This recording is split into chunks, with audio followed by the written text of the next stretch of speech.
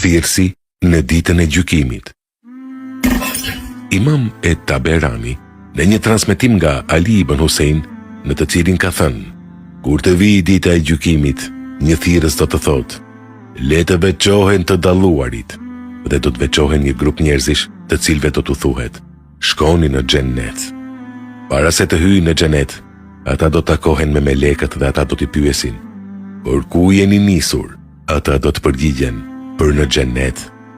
Melekët të habitur do t'i pyesin: para se të jepni llogari? Ata do të thonë: po. Atëherë melekët do t'i pyesin: po kush jeni ju? Ata do të thonë: ne jemi një grup të dalluarish dhe bamirësish, ehlul fadl. Melekët do t'i pyesin përsëri: dhe pse e keni marrë këtë grad?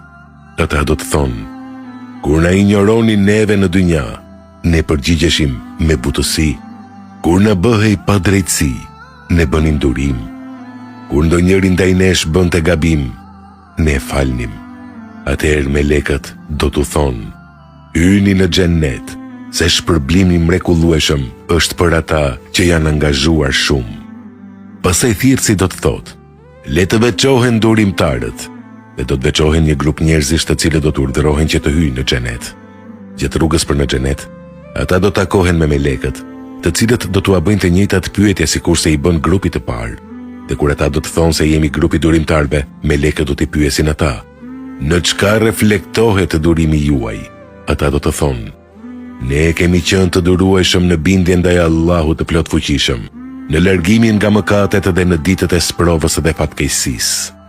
Ata do t'u thonë: hyni në xhenet, sa shpërblimi mrekullueshëm është për ata që janë angazhuar shumë.